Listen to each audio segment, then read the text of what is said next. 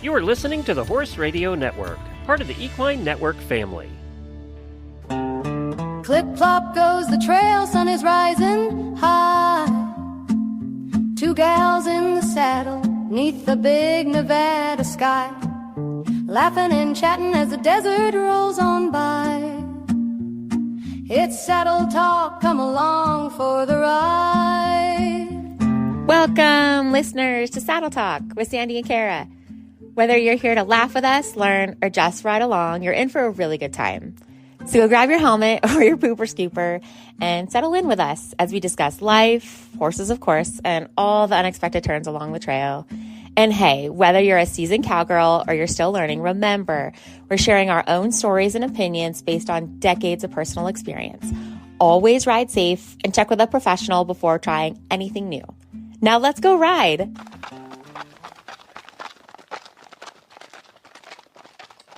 Hey, Cara! What up, Sandy? Guess what I did? What? I got a new horse. I've been wanting to say that so much. I got a new horse. Every child's dream. And I love her. She's a Barbie horse. She is a Barbie horse. But I think what I meant to say is like every menopausal and perimenopausal woman's dream. Yay. Tell us about her. What's her name? How'd you get her? Well, I got her because of you. Previous farrier reached out because he had fallen on some hard times and did the right thing and tried to find a proper home for her. And her name was Scarlett. And at first, I wasn't understanding. Is it okay if I say his name? I think so. Okay, it really goes. His name is Red. Yes, he's a good man. He's a very good man. And his name is Red. And he named his horse Scarlett. Which makes sense. As in Gone with the Wind. As in Scarlett O'Hara. How could you not if your name is Red? Exactly. There are not very many Reds in the world. And I get that. I didn't understand it first, but then I got it. It was so funny. I had this like poof in my brain. I thought she was going to be a chestnut mare when he told me his horse's name was Scarlett. Yeah. I had no idea she was going to be the Palomino from Barbies Playland. Beautiful Palomino. With blonde hair. Yes, yes. And he told us that she's green broke. Now, in my mind, which I honestly don't know a lot, I mean, I know enough. I'm not putting myself down. Green broke, from what I understand, means they've had a lot of groundwork done, right? Whatever the groundwork is, right? I'm not saying it had to be all the steps of Parelli or all the steps of Clinton Anderson, just groundwork. Theoretically, groundwork would be done. Had a saddle. Maybe a couple rides. That's green broke. And comfortable with said rider. And comfortable with just stuff in general. Grooming, picking up feet, being caught, right? And I was on vacation and you knew I was on vacation and I knew it had to be serious when you called. When I saw your name on my phone, we spent so much time together. Right. I wanted to give you a break. Oh. So I was actually giving you a break to hang out with other people besides me. And then when I found this out, he actually offered the horse to me first. And I knew that I didn't have space or bandwidth. Like bandwidth. You had space, but you didn't have space. Yeah. Armani takes up a lot of energy. Yeah. So he's the dragon. So I definitely don't have bandwidth for him. But in the back of my mind, like you and I are one unit. Right. So I convinced him that I was going to take it in. And when I say me, I meant us. Yeah. I think it happens all the time in the horse world where you are in a sticky situation and you have to get rid of a horse. And so I completely felt for him. And him and I sort of bonded on that. And I tried to repeat over and over to him. Yeah. That just, I've been in these shoes. I've had to give up a horse for free. You're not alone. And sadly, I think that just happens when you're in the horse world is you have those times when you either have to give up a horse or you have to get someone else's horse. And I was mentally prepared to take that animal on if you weren't going to say yes. Right. But I knew you were going to say yes. Right. Well, and so we went to pick her up on February 14th. Yeah. Which was very cool. It was a sign. It was a sign. And I didn't know at the time that she was hard to catch. But when I got there, he said, she's hard to catch. And then I remember reaching out to you and you're like, oh, yeah, he said she's hard to catch. But I didn't realize he was already there. She was already caught. And I wanted to put her in the brown pen and just kind of see what I was dealing with. And after 30 minutes of her just racing around the round pen and me thinking I'm Monty Roberts and I've watched so many of his recordings, I was going to make her join up with me within 20 minutes. And that did not happen. He decided to come in and help me. And the way that I watched him catch her was fine. It was very natural horsemanship type. And he would walk up to her sideways, no eye contact, and reached his hand up underneath her head. And then Sort of non-threatening. He didn't even look at her. And the whole time, now that I look back on that situation, the whole time her head is high. She's still on alert. And he's invading her bubble. I can say all this now because I recognize it. Now you know her. Yeah. He was invading her bubble and not giving her the chance to relax and accept him in her bubble. Right. And her build up a tolerance and understanding. Yes. So he caught her, brought her to me. Michael was sure we were not getting her in the trailer. And I said, take that negative energy away from me right now. We walked over to the trailer. I stepped up inside and she came towards the trailer. She wasn't getting in right away. I handed her some hay and I had the good stuff. I had the alfalfa and she took a bite. I got her 2 legs on and she backed off and I let her. And Michael, of course, because he's such the pessimist, was saying this isn't going to work. And I gave her another bite and I gave her just the slightest tug of pressure. She hopped right up into that trailer, went right to her food. I was like, Michael, okay, grab the door. So I closed the panel. Everything was great. We get home. It was about an hour ride home. So we get home and together, Mike and I worked very well together. I was very surprised that day. We opened it. I undid the thing. And I was letting her walk out. I am an advocate for backing your horse out when your horse knows how to back out. Right. I wasn't fighting this one. You can't follow all the dumb rules. I mean, all the good rules. You can't follow all the rules all the time. It's correct. You have to know the rules in order to know when to break them. Yes. Very important then. Yes. So as Michael was opening the panel, I was holding the rope and I let her out and she was perfect. So I took her into her stall. I undid her rope halter and I couldn't catch her for a week. I couldn't touch her. I couldn't touch her. Oh, yeah. And I was gone that whole week. And then it snowed. It really snowed. Yeah. So I was really bummed. I thought this is never going to work. Aww. But then I remembered that I cannot compare my chapter 1 to somebody else's chapter 10. Absolutely. And I need to just give myself some grace. It's just my new word. I promise not to overuse it. And after the snow melted, I started to put in the work. And I work remotely, which is a blessing. And I would take a break. And it forces me to take a break from work and my computer. Right. And I will go out there and I was working with her 15 minutes, at least 5-6 times a day. And it took me about a week to catch her. Now I can catch her, no problem. And then I realized that I needed to work on zone 1. Okay, so in Parelli, there are 5 zones. Zone 1 is the head. Zone 2 is the drive line, like the neck to the withers. Zone 3 is where we sit and ride. Zone 4 is the hip and withers back end, and zone 5 is the tail. Yeah, I'm totally impressed right now because I do not know the name of the zones. You didn't? No. Oh my God, I am a good student. I am a very good student. So those are the zones. Okay. So so you're the teacher, I'm a student, right? So when Jessica came to watch, she identified it immediately. And as I was walking up to her, she recognized how she throws her head up and she said, "Stop right there. Put your hand on her withers," and her head would go up. And she said, "Just hold your hand there and wait till she relaxes." And I looked for the signs of relaxation.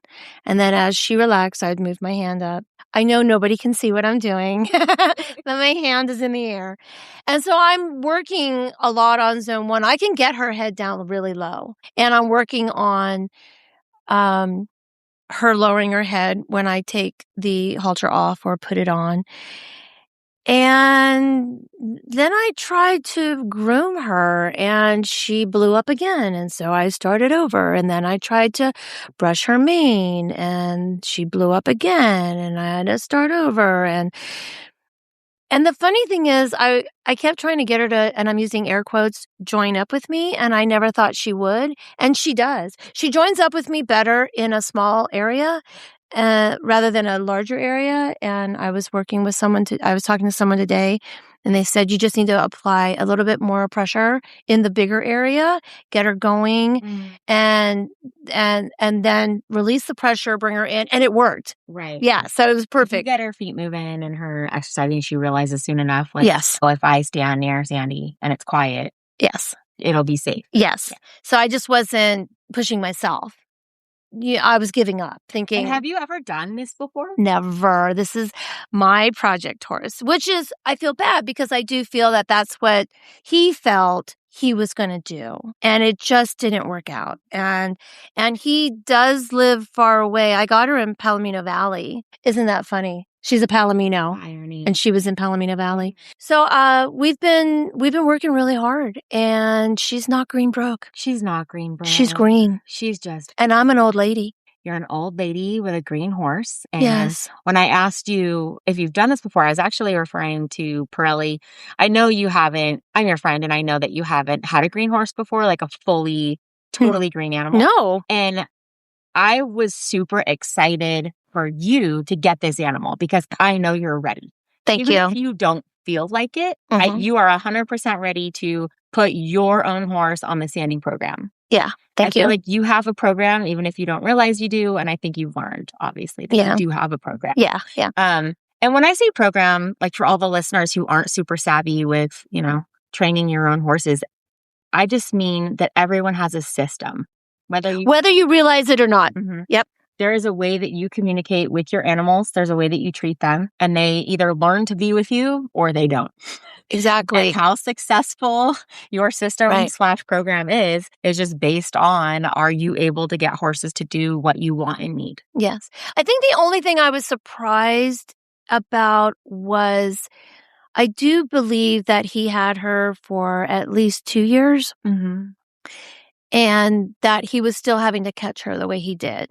And that there were a lot of things that she was not desensitized to. I know there's a better word for that. She didn't know. She didn't know. So, which on one hand is fine because it's really making me better. It is. She's a blank slate. And if I could pick Well, horse for you. I have to. Well, blankish. She's blank-ish. So I think that the disservice that was done by not asking a trainer to help is if you are unable to recognize certain signs, you're going to make things worse. And I was told that she was lassoed a lot. So now she's got trauma. She does have some trauma. And it's such a causes physical. And it's a bad word because it's in her mind, so negative. Yes, in her mind. She was not okay with what was happening. Yes. So now she has all this fear in her head. Yes. Right. She's not a blank slate at all. Right. But in a big way, she is. Like, once you get past this, you're going to have an animal that is blank-ish. Yes. She's always going to have this trauma in her back pocket until you can do it 5,000 times. Yes. And nothing goes wrong for her. Yes. And you never lasso her. Because I told her, I don't know how to lasso you. But the thing is, when I got her in a good place where she was coming into me, one time I stood in the middle and I actually swung the rope above my head. All of a sudden she was on fire. That was total trigger. So I know that she did not care for lassoing. And lassoing is fine. It is. If you're doing it and then you're desensitizing them to the rope and what you're doing, because now if you put the headpiece part of the rope halter over her head, she doesn't like that up and around her ears. So we do a lot of work up there. That's cool. We do a lot of work on her head throughout the day.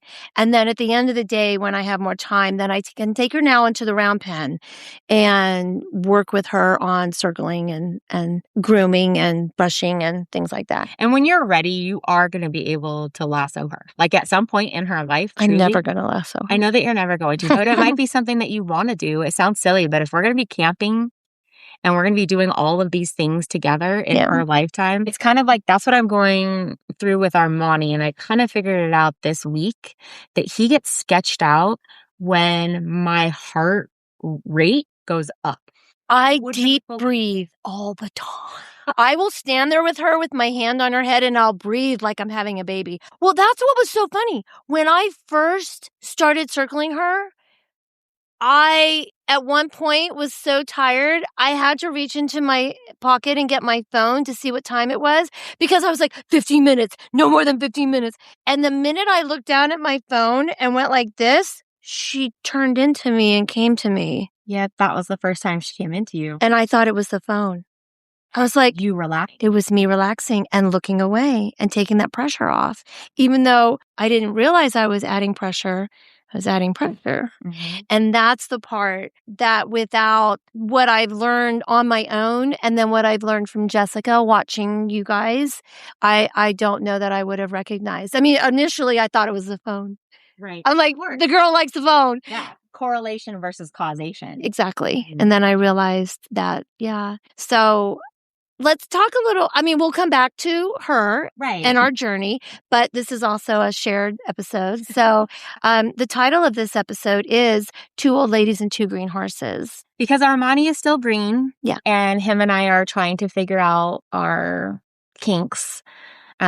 But one thing that I have figured out this past week, like as we're getting closer and closer to where he can be around me and I can be around him and he doesn't want to kill me. The thing that I've noticed this past week that I didn't notice before really is when my heart races, he gets scared, really scared, not just a little. And what triggers your heart to race? When I think he's going to kick me in the head. That's number one. Yeah. And then the other one is when I get afraid that he's going to hurt himself.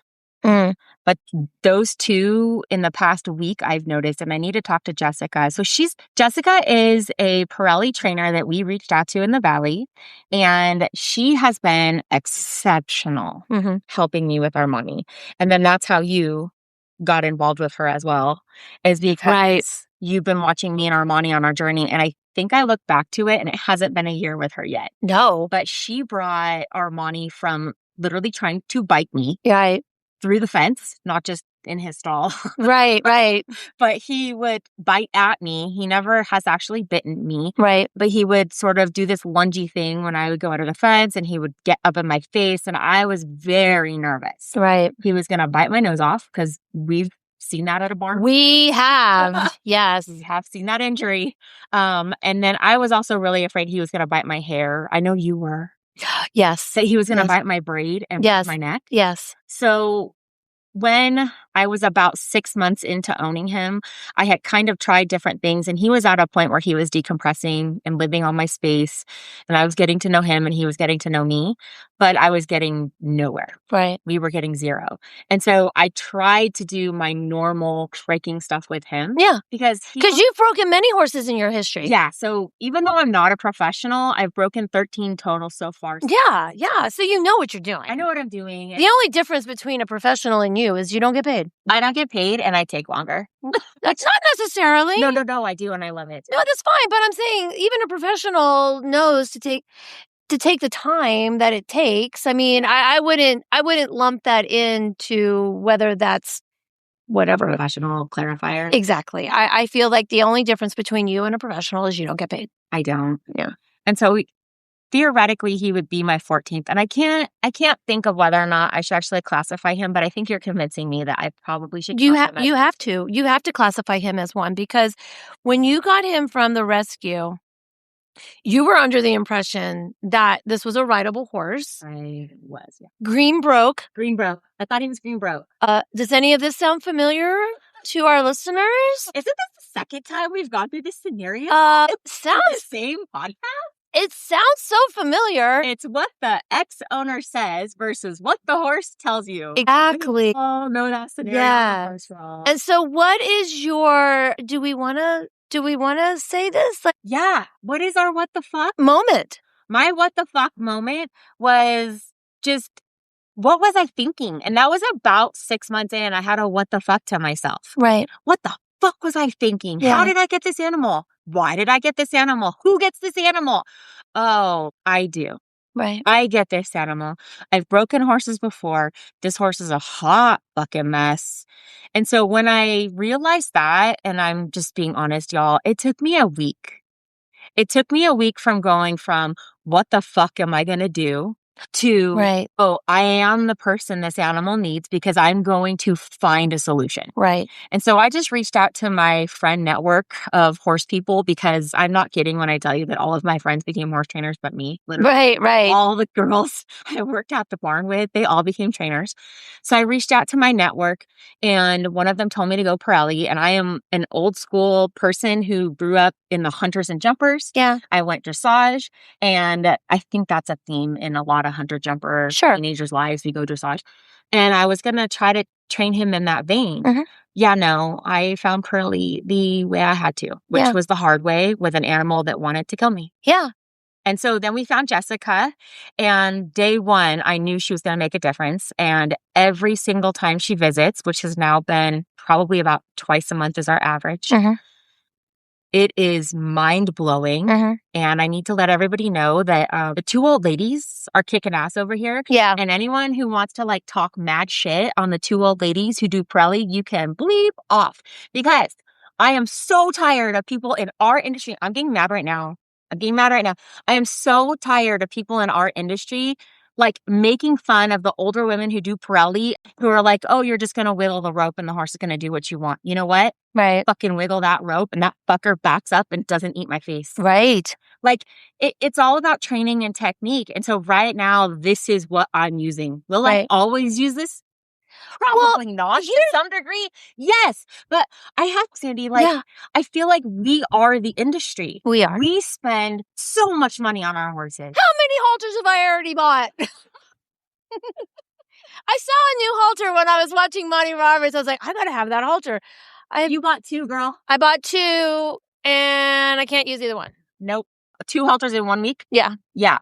So I feel like we have all this consumable money that we choose to spend on horses. Correct. And I feel like there's a huge section of us who just trail ride. Right. And here we are, a major part of the industry buying hay, supporting local farmers. Right. All these supplements, all of this tack. Like, think of how many saddles we have between you and I. Yes, I know. So I'm just annoyed. Part of me is very annoyed because I am someone who has completely dedicated my life to horses. Mm-hmm. I am an exceptional rider. Mm-hmm. I'm an exceptional trainer. Mm-hmm. And yet, bitches be cray on Facebook. And oh my gosh. Those are the old ladies that wiggle the rope. Hell yeah, I wiggle that rope and you can fuck right off. Right. I had to get that out.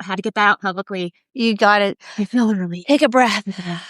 I can't trigger myself. Don't trigger. Well, and the thing I find very interesting is, natural horsemanship, whether you want to call it down under horsemanship, Parelli, Monty Roberts, Chris Cox, all of those, they are all very similar. Because they're based on horse psychology. They are. And wonderful. And I think that whatever anybody wants to choose it and commit yourself to it and run with it. And you'll be successful. I think consistency and time and that's the only thing that I believe Rhett really didn't have. He lived further away from where his horse was, and then he got hurt, and it just made it so hard. And then she really went untouched for the last 4 months. But like when you do that to a child, right? Or you do it to like an orca whale, right? Like they're going to go live their little lives and they're going to have their routines. Yeah. And then they're not going to like be enriched. Right. So I don't actually think that she was abused. But in a way, when you neglect an animal's mind, they're not going to put the building blocks together that will carry them through life. Right. There's always going to be a deficit in our money until 7, 8, 9, 10 years has passed by. And finally going to be a horse that I can trust people with besides me. Right. But I honestly think it's going to take a decade. Right. I'm not I agree with you. Yeah. I agree with you. Yeah. It's like anyone who has PTSD. Right. Sometimes it really does take you a long time to get past something. Well, and something that you and both Darlene have said to me is where you leave her is where you'll start off with her. Because sometimes I got sick. I didn't work with her for like 3 days. This past weekend, we had out of town guests. I didn't work with her for 3 days. I worked with her just today. And she literally was where I left her. So that being said, if Rhett left her 6 months ago with high anxiety and head up high on alert, that's where she was when he went back again. Mm-hmm. It makes sense. It makes sense. Yeah. I just want to harken back to something that you said in our conversation. You said time and consistency of any program is going to yield you results. I'm summarizing what you said. I was going to say, did I say that? That sounded great. Did. I just want to point out that is your magic ingredient. Like as someone who's been in the horse industry for over 40 years now, because it's my birthday, come on. Yeah. Time, consistency, love. That's what you're showing this animal. And it doesn't matter what program you're using, but Sandy, that's why you are so successful and your horses are so amazing. Thank you. Because you are someone who dedicates their life to horses. You dedicate your time and you don't keep moving forward. You are not someone who moves back and pauses. And if you pause, you go back to that same spot like you're saying. Right. And you try to move baby steps forward or big steps forward. Right. Honestly, thank you. Some of your big steps kind of scare me and get me out of my shell. So thank you. Really? Yes. Give me an example. Like what big step did I make? Like it's okay if I'm putting you on the spot and you can't think of anything. I have a couple. But that one day when we took Armani on the trail. Oh. And he was not ready. And I was like, fuck it. Let's just do it. You gave him to me. You gave him to me to ride. Yeah. I mean, to pony. Yeah. Yeah. And I was nervous. And then on the way back, I just relaxed and I relaxed into it. And I really built myself up onto going on that outing. Yeah. And I just thought, you know what? She's right. Like, let's just go because he'd been on the trail before. Yeah. Now, looking back, it was too early. It was. I'm glad he didn't run away. That was definitely a potential. It was. But you know what? You push my envelope in so many good ways. Oh, thank you. The funny thing is, well, it's not funny, but I am impressed with you because you have so much horse experience, yet you are humble enough to know I need to take a step back and ask for help. Because somebody in your position with your experience and time already with horses, a lot of the people like that would think they don't need help and that they know what they're doing. And you know enough to take a step back and say, I need help. Yeah. So that shows me that even a person who has a professional or just has more experience than myself can ask for help. So it tells me I need to ask for help. So you're welcome. You're welcome. And that's why I didn't even hesitate. Even Darlene said, Sandy, just know when to ask for help. Because her opinion matters to me as well. And I showed her the horse. And the minute she saw her lunging with that saddle on and her tail clamped down to her ass, she's like, Sandy, good luck. Yeah. But I Just can. green, not green broke. Yes.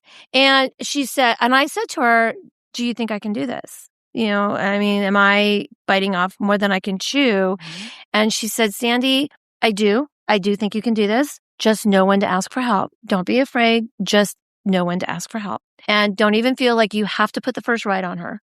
Don't. Oh, yeah. Especially as old women. 60 does not bounce off the ground like 20. No, we find somebody else to do it. I will. I started somebody else putting on a first ride. Do you think you'll do that with Armani? With him, I think I actually might be riding him first, quote unquote. Yeah. Because I know he's been ridden before. That is true. Yeah. He was. I don't think he's going to be shocked when I ride him because I can saddle him and it doesn't give him any worry at all, zero. Right. So I think I might be doing, you know what? I'm going to wait until I get there. And just see. Yeah. Yeah. And I want to say thank you for saying that because about me reaching out for help, because I think that's the true mark of a horse person, right? Is being open to new suggestion, open to new ideas and knowing that I had deficits with this animal. Right. This particular animal, Right. I could not teach him and I could not figure him out. And I've been able to figure out some crazy horses, Right. quote unquote, you know, and really help horses become citizens that we could all live with little kids and adults. And I needed help, truly. I knew I was going to get hurt. I knew I was out of my league, out of my depth, I should say. Yeah, not out of my league. league. Not league. Yeah. No. But depth. Depth. With this animal. With this particular See, and that animal. is the key. Each animal is different. Mm-hmm. I don't have to do that. I don't have to do all the stuff I do with Kaya. I don't have to do it to my other 3 horses. No. Although I probably should, because sometimes when I go to put my hand on them, their heads go up, but I don't care. Right. Eventually they come down. Autumn is amazing. Her head goes down when I put a bit on her. Shooter's head goes down when I take his bridle off. Max is just amazing. They're such great horses. Time and consistency. Yeah. That's why I say that you were ready for this animal, because before I even realized it. Before you realized it, you had time and consistency, and every single animal that you ever work with comes around. Yeah. And so I felt like you were ready to figure out the moving pieces of another horse's mind. Yeah. You have to meet them where they're at. Yeah. They're a lot like little kids. And I've had to learn that even when I think I'm going slow, I need to go slower. Slower. And that is what Jessica taught me just recently. Aww. Yeah, it was great because I went to go catch her and I walked towards her and I knew I could walk up to her. She was standing still. I knew the sign and I knew I could go up and get her. And even though I could, and I know Jessica saw that I could, she told me to stop. She goes, "Stop right there. Look at her." And I was like, oh, yeah, I'm approaching her at the height of her anxiety. I need to just stop and wait. Yeah. I take a lot of deep breaths, a lot. And I make them loud. I do. And I do it for myself as well. And today she was getting her feet looked at and I needed to hold her for the farrier. And while I was holding her, I was taking deep breaths. Good.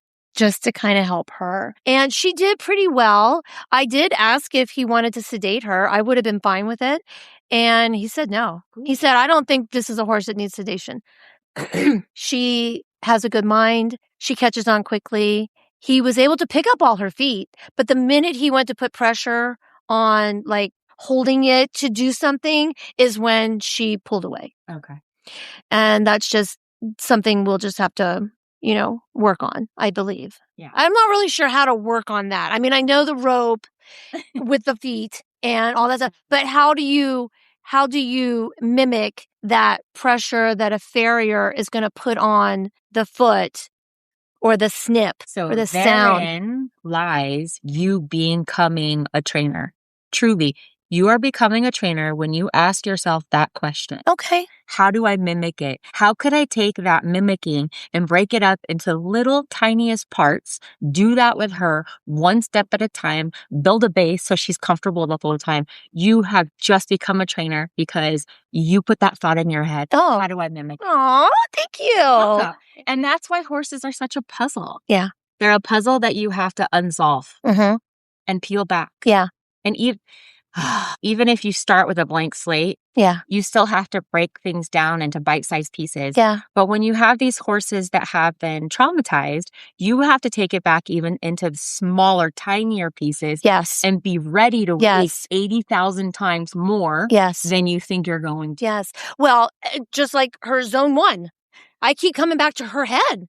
Because, and then my lovely husband who had no problem with me getting her, which I'm still looking for something in the garage because I swear he has bought something I'm not aware of because he agreed to this new horse really easily.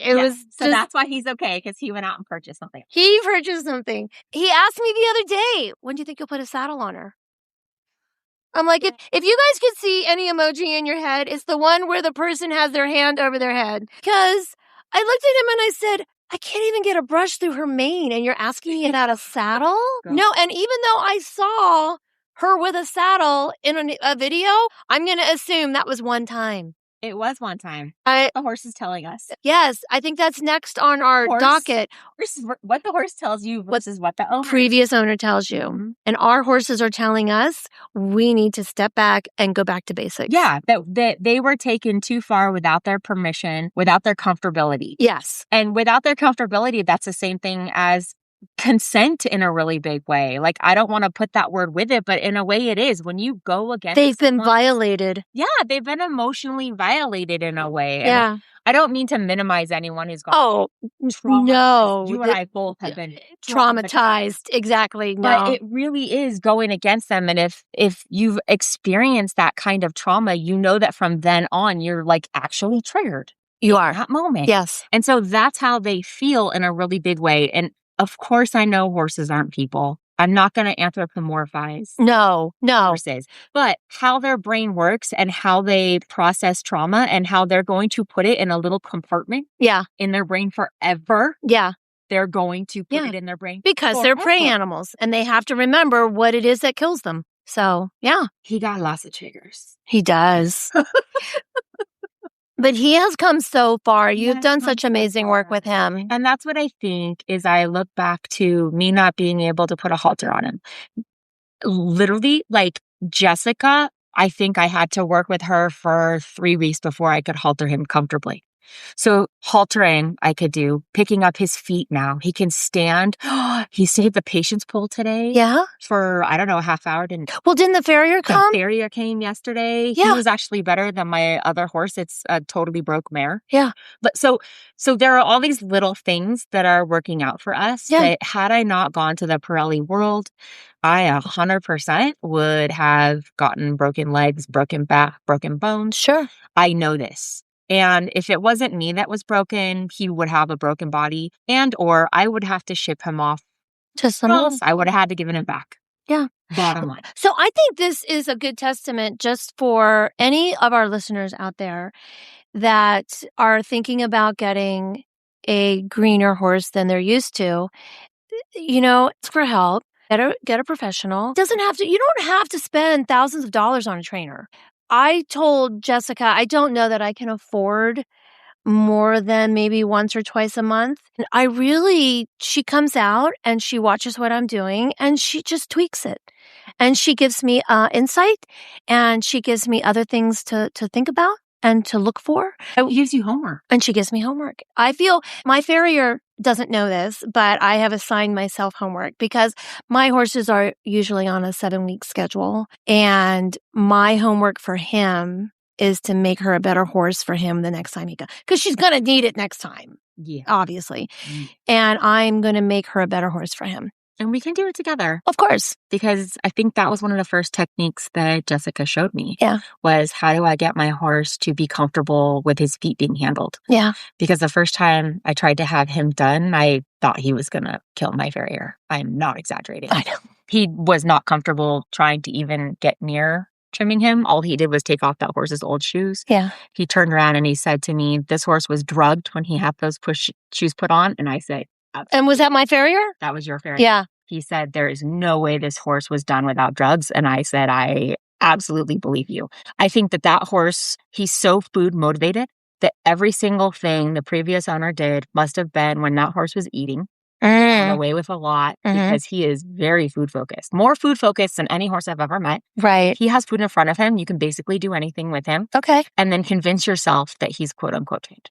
Right. And so I am positive they drugged him because he's very defensive. Yeah. About getting a shot in his neck. He knows. Yeah. When the vet came to do his teeth. Yeah. When the vet goes to literally hold the syringe. He understands the position. He understood, started rearing and backing up. And she said, oh, hell, this one knows. And it was within a split second. So we had to twitch him, halter him. And this was after I had worked with Jessica on getting him a shot because we knew we had to give him a shot because his teeth were so bad. Right. So I cannot say thank you enough to the Parelli world and to natural horsemanship and just it being. And to Jessica. Because to Jessica, I mean, of course, to Jessica. Thank you. Of course. Yes, Jessica. of course. Yeah. If it wasn't for you, I wouldn't be where I am. But I think one of the cool things I've noticed in the horse world is now we've got this generation, probably 2 generations of trainers now that have grown up with Parelli as like the basis. Or you have like Chris Cox, or we have who's the guy you But Clint Anderson? Clint Anderson. Yeah, or Buck Brannaman. Buck Brannaman. Yeah. And you were Monty Roberts. Monty Roberts. So now you have these people that have grown up with horse psychology as their background, as the basis of knowledge. Yes. And it's very scientific. Yes. And when you stand on the shoulders of other scientists, you only get better at your craft. Yes. Right? And I feel like we're hitting this golden age of training, and we haven't even began to understand how it's going to affect us and our horses as we move forward. And, I wanted to also say, too, if anyone's listening and thinking about getting a horse like you and I that is green broke. I have to laugh. Sure. Well, yeah. Well, yeah, there's that. However, Road to the Horse. Road to the I know we want to do an episode maybe next year and just commentate while we're watching it. Or go. That would be great. If you need to watch the last seasons of Road to the Horse. It's amazing. I knew about it, but I didn't really know about it until Darlene's told me a million times. I'm like, she sends me links and I never have time. And I've started taking the time. And everything they have to do is everything I'm doing with Kaya. Everything. Be with you, 100%. I love it. Yep. I love it. You want to see how to break a horse in a kind way? Those people, I'm certainly not at those trainers' caliber. Oh no, but I'm watching them. And I'm going, technically, Kaya could be ridden in 3 days. Technically, she could. Not with me. Right. Right. Technically, if she was in that program, she'd be ridden in 3 days. It amazes me. It just amazes me that she actually has that in her. The capability, the capacity to learn in 3 days to do that. That I just think is amazing. Same with Armani. I mean, if Armani was in that program and he had a trainer, he could have been gentled in 3 days. He would have been gentled in 3 days, and he would saddle on him, and he would. Yep. And those horses are horses that are coming off of a pasture. Yes. Life. Yes. They're not Mustangs. And and this Road to the Horse was all fillies. Oh, they weren't colts. Well, I don't even think anything matters. I think that I was just throwing that Mustang out there that it wasn't Mustangs. But I've noticed that in the Road to the Horses that I watched, they were old boys. They were all geldings. I'm like, what about the fillies? Like, come on. And this one had all fillies. That's amazing. I love it. I just loved it. That's cool. But you're right. They're coming off of a pasture life. Yeah. And then you learn so much. If I could pick a horse, any horse ever, it's going to be a horse that lived in the wild or lived pasture life. And then I get it as a baby and do exactly what those people are doing. Only Speaking of babies, are you going to cross this bridge right now? Are you going to put this in the universe? I'm putting it in the universe. Okay, tell us. So I've had a couple people, including yourself and my farrier today, tell me I need to train her, ride her, and put a baby in her. Because she just is that pretty and that well put together. She is. I think that we need to see how great her mind is. Of course. You love her. We're talking at least 4 or 5 years from now. We're not talking next year. Fully support you in your dream. And my husband, because other people have been saying it, which is usually the key, he said, everyone says we should put a baby in her. Maybe we should. And I said, really? Like, you'd be okay with that? And so we'll see. We'll see. That's so exciting. That'll be another journey. That'll be another episode. Yes. And I love that versus is that your mind can think about them and imagine the future with them. Mm-hmm. It's one of my favorite things I do during my workday is I get these flashes. It sounds so weird, but my whole life I've been this way where I'll get the flashes of, washing a certain part of a horse or cleaning a certain thing. Mm-hmm. And it gives me such satisfaction, which is so weird. Yeah, well, you're weird. I know, but it's true. It's okay though. Yeah, I love you. It gives us what's the word? It's like a loving entertainment. I think it's in the zone. I get in the zone. Mm-hmm. And they say that is the secret to longevity. Is when people reach that zone. Mm-hmm. I forget what they call it. I don't know. It's artists. Artists do it when they get in the zone of their art, or athletes do it. When you can bring your mental state into that zone, that people who do that on a regular basis, it's almost like a meditative state. I literally do that almost all day long. Thinking about cleaning parts. So weird. Yeah. So weird. Yeah. Well, she has given me reason to get up from my desk and take a break. I have a tendency to work straight through at the computer. And she actually, I think about her all day. And I think, okay, I need to go out there and give her 15 minutes. And then I'll go out there and give her 15 minutes and I'll come in and I feel really refreshed. Mm-hmm. And I sit down and I work for another couple hours and I go and I give her another 15 minutes and yeah. And I feed them all day long. I swear, these horses, they act like they're so starving and they're not. That's all I do is feed them. The last time I feed them is about 6 or 7 o'clock at night. And then you figure it takes them about an hour to eat. So they probably have food in them for another hour after that. So the longest they go, let's just say, is maybe 9 to 6 in the morning. And they sleep a lot. I have a camera out in my arena and I see Max and Shooter laying down all the time. Shooter is such an asshole. I actually watched him. Max was sleeping. Shooter walks over to him, puts his ears back, does that little thing. Poor Max gets up, and with his short little legs, he gets himself up, and he walks away, and Shooter lays down in his spot. I'm like, you're such an ass. Like, in order. that is such... What? You have the whole arena. No, that's the best spot. That was his spot. Mm-hmm.